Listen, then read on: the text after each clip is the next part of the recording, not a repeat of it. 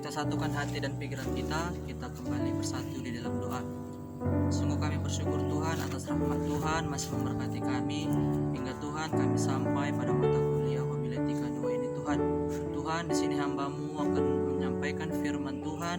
Kiranya Tuhan yang memberkati pendengar, kiranya Tuhan yang memberkati hamba-Mu yang akan menyampaikan firman Tuhan. Terima kasih Tuhan, terima kasih Yesus. Kami sambut firman Tuhan. Di dalam nama anak-Mu kami berdoa dan mengucap syukur. Amin. Ya, shalom bagi kita semua. Ya, firman Tuhan yang sampai pada kita pada hari ini diambil dari Ayub. Ayub pasal yang pertama, ayat yang pertama sampai dengan ayat kelima, dengan judul perikop kesalehan Ayub dicoba. Beginilah bunyi firman Tuhan. Ada seorang laki-laki di tanah Uz bernama Ayub. Orang itu saleh dan jujur. Ia takut akan Allah dan menjauhi kejahatan.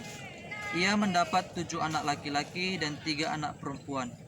Ia memiliki 7.000 ekor kambing domba, 3.000 ekor unta, 500 pasang lembu, 500 keledai betina, dan budak-budak dalam jumlah yang sangat besar. Sehingga orang itu adalah yang terkaya dari semua orang di sebelah timur. Anak-anaknya yang lelaki biasa mengadakan pesta di rumah mereka masing-masing menurut giliran, dan ketiga saudara perempuan mereka diundang untuk makan dan minum bersama-sama mereka. Setiap kali apabila hari-hari pesta telah berlalu, Ayub memanggil mereka dan menguduskan mereka. Keesokan harinya pagi-pagi bangunlah Ayub, lalu mempersembahkan korban bakaran sebanyak jumlah mereka sekalian. Sebab pikirnya, mungkin anak-anakku sudah berbuat dosa dan telah mengutuki Allah di dalam hati. Demikianlah dilakukan Ayub senantiasa. Demikian sampai pembacaan firman Tuhan. Ya, salam kembali kami ucapkan kepada kita semua. Saudara-saudari, teman-teman sekalian pastinya sudah tahu tentang kisah Ayub dan keluarganya, di mana kesalehan Ayub dicoba Tuhan dan Tuhan mengizinkan iblis untuk mencobai kesalehan Ayub. Di mana kesalehan Ayub dicoba, di mana Ayub bertahan dalam pencobaan itu dan dia setia, bahkan sampai tidak ada pun orang yang memperdulikan dia. Dia tetap setia kepada Tuhan sampai Tuhan yakin bahwasanya Ayub adalah benar-benar orang yang setia kepada Tuhan. Saudara-saudara, teman-teman sekalian, kita sudah sering mengetahui kita sudah mengetahui bagaimana cerita yang dialami oleh Ayub. Tuhan sangat memberkati Ayub. Ayub orang yang baik, Ayub orang yang jujur, Ayub seorang yang saleh, Ayub seorang yang benar, Ayub seorang yang menjauhkan diri dari segala kejahatan. Cukup? Belum. Tuhan masih memberkati Ayub dengan cara harta yang berlimpah. Apa harta berlimpah yang Tuhan berikan kepada Ayub? Tadi kita lihat di ayat yang ketiga, ia memiliki 7.000 ekor kambing domba. Bayangkan, 7.000.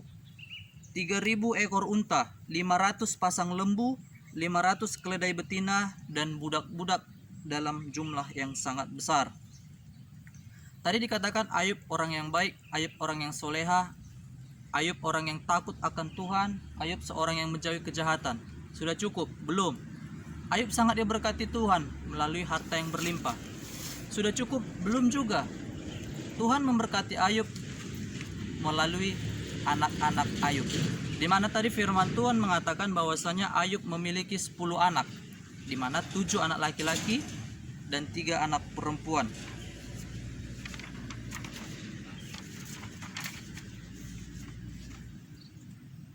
Seorang kaya yang baik. Di sini Ayub bisa dikatakan adalah seorang orang yang kaya raya, orang yang baik. Tadi Ayub dikatakan sebagai seorang yang baik, seorang yang diberkati Tuhan melalui keturunan, seorang yang diberkati Tuhan melalui harta melimpah, dan sekarang kelebihan Ayub adalah Ayub sebagai seorang imam, seorang kepala keluarga yang baik di tengah-tengah keluarganya. Di mana itu dapat kita ketemukan di ayat 5, di mana setiap kali apabila hari-hari pesta berlalu, setelah anak-anak Ayub berpesta, Tuhan menguduskan mereka lagi. Mungkin pikir Ayub mereka telah berbuat dosa. Tragisnya saudara-saudara, di atas kelebihannya itu semua, di atas kemewahannya itu semua, iblis berkata, kalau kita baca secara keseluruhan kitab Ayub, iblis ingin mencobai. Iblis bertanya kepada Tuhan, kesetiaan hamba-Mu ini Sesetia mana sih? Bolehkah aku mencobainya? Jawab Tuhan, boleh, asal jangan mengambil nyawanya. Atas izin Tuhan, Ayub dicobai. Apa yang dialami Ayub? Laporan pertama datang. Harta benda semuanya hilang dan lenyap dalam sekejap. Bayangkan teman-teman, dari awalnya Ayub adalah seorang yang kaya, memiliki ribuan, bahkan bisa dibilang jika diuangkan bisa miliaran bahkan triliunan ya. Kita ketahui bahwasanya sekarang aja harga kerbau atau sapi aja sudah dibilang seekornya bisa 15 jutaan ya. Dimana Ayub mengalami pencobaan pertama, laporan pertama datang. Harta dari si Ayub semuanya hilang dalam sekejap. Bayangkan, hartanya hilang. Belum selesai dia memikirkan akan hilangnya harta bendanya, datang laporan kedua. Anak-anak mati semua. Bayangkan, jika ada seorang ibu kehilangan anak yang dikasihinya, pasti sangat berat untuk menerimanya. Tetapi Ayub tetap tegar. Bahkan Ayub mengatakan, semua yang dari Tuhan akan kembali kepada Tuhan. Selesai sampai di situ saja? Belum. Setelah hartanya hilang, anak-anaknya mati, ada lagi kerugian yang dialaminya. Itu apa? Istrinya meninggalkannya. Karena apa istrinya meninggalkannya? Sudah tidak lagi hartanya. Anak-anaknya sudah mati. Ya. Setelah kita ketahui tadi bahwasanya di dalam kekayaan Ayub mengalami sebuah problema atau Ayub mengalami sebuah kejadian di mana Tuhan mencobai Ayub. Apa pencobaan Ayub tadi? Yang pertama, bahwasanya harta bendanya hilang. Datang laporan bahwasanya harta bendanya semua hilang. Belum selesai memikirkan akan kehilangan harta bendanya, datang laporan kedua. Anak-anak Ayub mati semuanya. Bayangkan saudara-saudara, sudah kehilangan harta, kehilangan ke-10 anak-anaknya. Belum cukup sampai di situ. Belum selesai. Datang lagi pencobaan Ayub, yaitu datang sakit barah yang sangat bau, membusukkan. Bahkan seorang pun tidak mau mendekatinya. Lalu datanglah istri Ayub berkata kepada dia, untuk apa lagi kamu percaya kepada Tuhan? Kutukilah Tuhanmu. Ayub marah kepada istrinya. Dasar perempuan gila, kata Ayub kepada istrinya. Ayub berkata, Tuhan yang memberi, Tuhan yang mengambil. Jadi setelah itu, setelah mengalami kehilangan harta, setelah mengalami kematian anak-anaknya, ditimpa penyakit berbau busuk, ditambah lagi istrinya meninggalkannya. Saudara-saudara yang terkasih dalam nama Tuhan Yesus Kristus, apakah Ayub marah kepada Tuhan? Apakah Ayub menghujat Tuhan? Apakah Ayub meninggalkan imannya kepada Tuhan? Apakah Ayub menjadi gila? Tidak, saudara-saudara. Ini yang menarik. Alkitab katakan tidak. Itu sebab apa alasan orang zaman sekarang mengatakan mana mungkin ada kisah seperti Ayub. Di tengah-tengah kisah penderitaan yang dialami Ayub, banyak tangan yang menuding. Kamu seperti ini pasti karena dosamu. Kamu seperti ini pasti banyak kesalahan yang kamu perbuat. Di balik kekayaanmu, di balik kesuksesanmu, inilah karma yang kamu terima. Itulah penderitaan yang dialami Ayub. Sudah dia sangat miskin, sudah dia ditinggalkan, sudah dia bau busuk, tambah lagi tuduh-tuduhan bahwasanya kekayaan yang dahulu itu disebut sebagai suatu kejahatan, suatu hasil kejahatannya. Ayub berani berkata, aku tidak melakukan kesalahan. Ia berani menyelah, ia berani menantang yang mengatakan dia bersalah. Tetapi kepada Tuhan dia tidak berani. Itu yang istimewa dari Ayub. Dia tidak marah kepada Tuhan atas kejadian yang menimpa kepada dia, tetapi dia marah kepada teman-temannya yang mengatakan bahwasanya dia berbuat dosa, dia melakukan kejahatan karena kekayaannya tadi.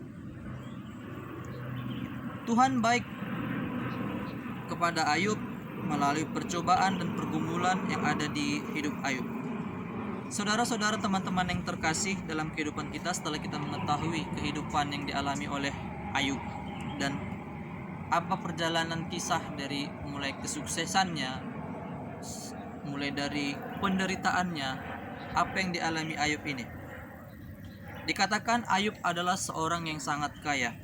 Walau dihita halak batak, si Ayub on unga beda putan tuluha ahame tuluha hamoraun Hagabeon, Dot, Hasangapon. Itulah tiga tadi adalah kalau di suku Batak. Kalau di suku Batak itu adalah satu tolakan ukur bagi orang Batak untuk mencapai suatu kesuksesan. Di mana Hamuraun itu ialah kekayaan, Hagabeon adalah kebahagiaan, dan Hasangapon adalah kekuasaan. Dalam kultur masyarakat Batak, pencapaian manusia terdiri dari tiga tingkatan tadi, yaitu Hamuraun, kekayaan atau harta benda yang dimilikinya. Apakah Ayub sudah mencapai tiga tingkatan itu? Sudah. Di mana Hamuraun tadi dia memiliki ribuan hewan ternak. Terus yang kedua, apakah Ayub sudah memiliki yang namanya tadi Hagabeon, kebahagiaan? Sudah. Kalau di masyarakat Batak sudah memiliki, sudah meranak, sudah merburu, sudah dianggap gabi. Ya, jadi dia sudah meranak dan sudah merburu, punya anak perempuan dan punya anak laki-laki. Apakah Ayub sudah memiliki Hasangapon? Sudah. Dia memiliki kekuasaan. Di ayat 3 dikatakan bahwasanya ia adalah orang yang terkaya dari semua orang yang ada di sebelah timur. Saudara-saudara yang terkasih dalam nama Tuhan Yesus Kristus, kalau dari hal duniawi, Ayub sudah berhasil mencapai tiga tingkatan itu: Hamuraun, Hagabeon tadi, dan Hasangapon. Sangat jelas. Apa tanggapan kita kalau kita melihat ada seseorang yang sangat kaya?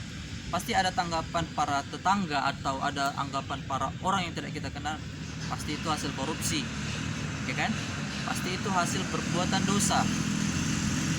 Semakin kita, fakta menyatakan bahwasanya semakin kita memiliki banyak harta, semakin kita sibuk dengan duniawi tadi.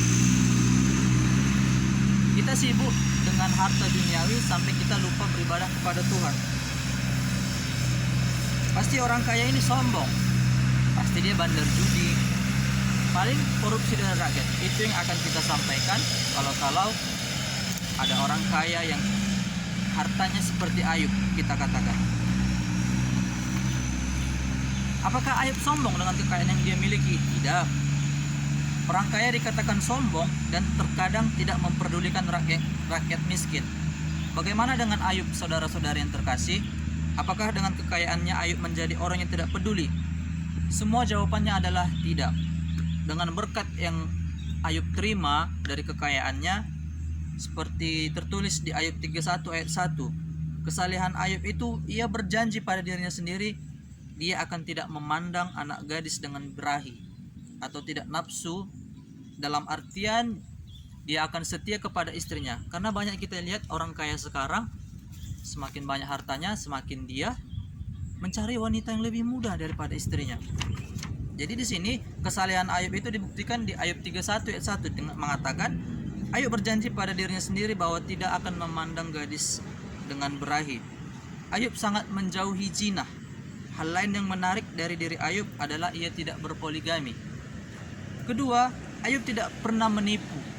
Ayub tidak pernah menipu dan berbuat curang untuk memperoleh kesuksesan atau Hamuraun yang dia terima. Di mana tertulis di Ayub 31 ayat 5 dapat kita lihat. Ketiga, Ayub tidak pernah mengabaikan hak dan segera memenuhi pegawainya sesuai dengan haknya. Tertulis di Ayub 31 pasal Ayub 31 ayat 12 sampai dengan ayat 13. Kesalehan keempat Ayub itu apa? Ayub tidak pernah mengandalkan hartanya, melainkan ia mengandalkan Allah.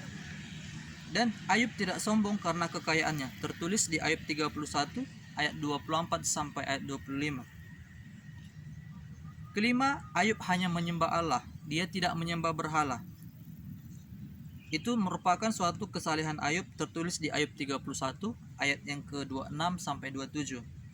Ketujuh, Ayub memberi gaji yang cukup kepada pegawainya sehingga pegawainya kecukupan dengan makanan. Tertulis di Ayub 31 ayat 31. Kedelapan, Ayub tidak membiarkan musafir tidak mempunyai tempat untuk bermalam. Beliau selalu membuka pintu untuk musafir menginap. Yang terakhir, Ayub memperhatikan orang miskin dan anak yatim. Iya, setelah kita mengetahui tadi saudara-saudara yang terkasih dalam nama Tuhan Yesus, setelah dari kekayaan, kejayaan, kebaikan, kesetiaan yang dimiliki, kesalehan yang dimiliki oleh Ayub, Tuhan mencobain Ayub. Apakah Ayub setia orangnya? Setelah hartanya hilang, anak-anaknya mati, dia mendapatkan penyakit yang bau bangkai, juga istrinya pergi meninggalkan dia. Siapakah yang sanggup akan seperti itu, saudara-saudari yang terkasih dalam nama Tuhan Yesus Kristus? Kalau kita pribadi saja, kita kehilangan harta kita yang menurut kita berharga, pasti kita sudah putus asa, bahkan sudah kehilangan harapan, bahkan kita mau untuk bunuh diri kita, hanya karena harta yang menjadi patokan kita dalam kehidupan kita. Bagaimana dengan Ayub? Apakah dengan kehilangan harta Ayub meninggalkan Tuhannya? Tidak. Bahkan Ayub mengatakan, apa yang berasal dari Tuhan kembali kepada Tuhan. Ya, dengan ketegaran, dengan kesalehan, dan dengan kesabaran yang Ayub miliki setelah kehilangan harta, kehilangan anak yang dikasihinya, kehilangan istrinya karena penyakit-penyakitnya, bahkan tak satu orang pun yang mau mendekati Ayub. Itulah fakta atau kebenaran yang terjadi. Kalau kita sudah tidak memiliki segalanya, orang akan pergi meninggalkan kita. Yang setia kepada kita siapa? Hanya Tuhan saja. Bahkan di saat kita dalam harta kelimpahan, kita sering melupakan Tuhan, Tuhan selalu mengingatkan kita. Dengan penderitaan yang dialami Ayub, apakah ia semakin jauh kepada Tuhan atau malah dia semakin dekat kepada Tuhan? Dari ketaatan yang Ayub alami memberikan kita teladan bahwasanya dalam keadaan apapun kita jangan menjadi iman kita lemah. Justru melalui penderitaan yang kita alami membuat kita semakin dekat dan merasakan kasih setia Tuhan. Ada sebuah ilustrasi tentang sebuah ketaatan yang berjudul domba yang patah kaki. Ada seorang gembala yang memiliki banyak domba. Setiap hari gembala ini membawa domba-dombanya ke padang rumput. Gembala tersebut menjaga mereka dengan cermat supaya jangan ada domba yang hilang, tersesat, atau diterkam binatang buas. Namun ada seekor domba kecil yang sangat nakal, saudara-saudara. Berkali-kali ia melarikan diri dari kawanan domba sehingga gembala harus mencarinya ke sana kemari. Suatu hari sang gembala membawa domba-dombanya ke padang rumput. Ia mengawasi dombanya sambil duduk bersandar di dekat pohon. Seperti biasa, domba kecil yang nakal mulai berlari ke sana kemari, mengganggu domba-domba yang lain yang sedang merumput.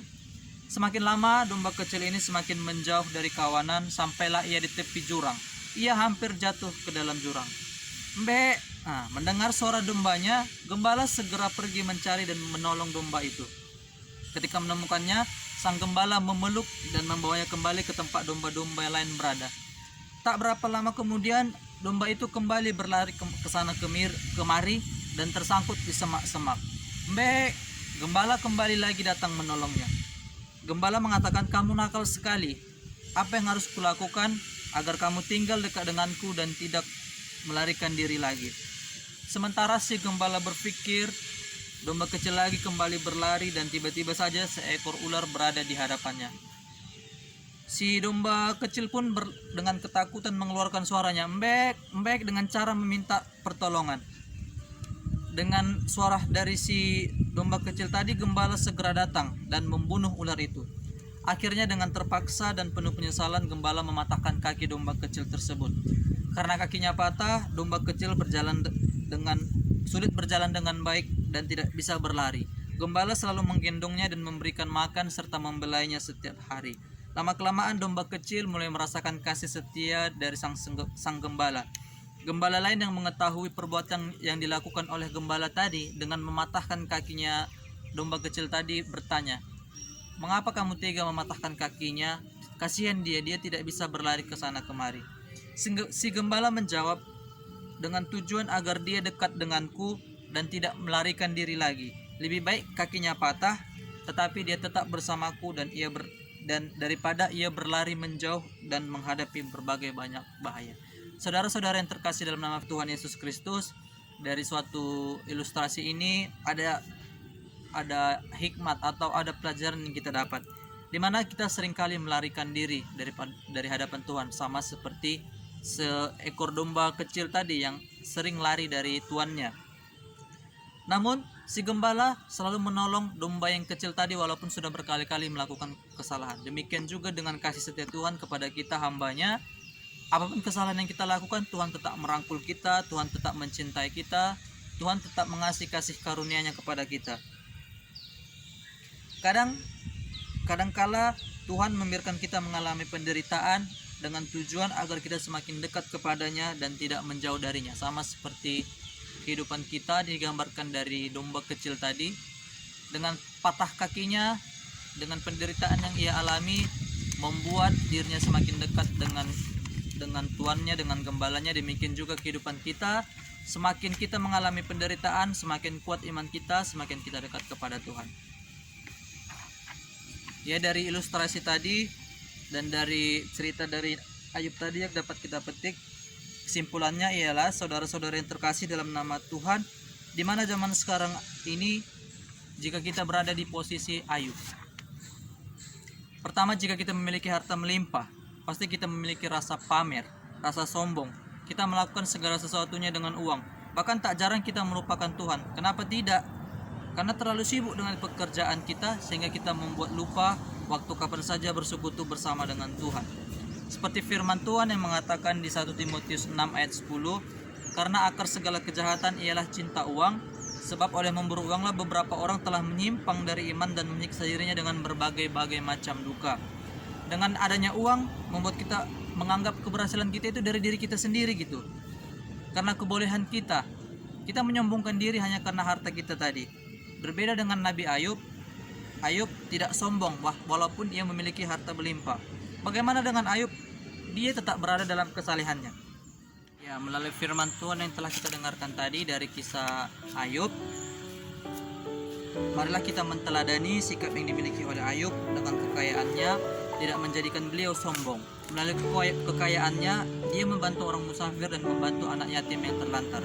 Dari kisah Ayub mengajarkan kita tentang kesetiaan. Apapun yang kita alami, jangan membuat iman percaya kita memudar, tetapi marilah kita menjadikannya sebagai jalan untuk semakin dekat dengan Tuhan. Dan yang ketiga, dari kisah Ayub, iman kita semakin bertambah, bertumbuh. Dari kisah Ayub memampukan kita untuk meneladani sikap percaya kita dan mampu bertahan dalam penderitaan apapun yang kita alami dan tetap mengandalkan Tuhan dalam kehidupan kita. Amin firman Tuhan. Semoga melalui firman Tuhan ini dapat menambah iman kepercayaan kita seperti Ayub. Apapun penderitaan yang kita alami dapat membuat kita semakin dekat kepada Tuhan. Amin. Kita bersatu dalam doa. Terima kasih ya Tuhan Yesus yang baik. Kami telah selesai mendengar firman Tuhan. Kiranya Tuhan memampukan kami seperti Ayub Tuhan untuk tahan dalam penderitaan dan selalu setia kepada Tuhan. Terima kasih Tuhan Yesus. Kami berdoa dan mengucap syukur dalam nama anak-Mu. Amin.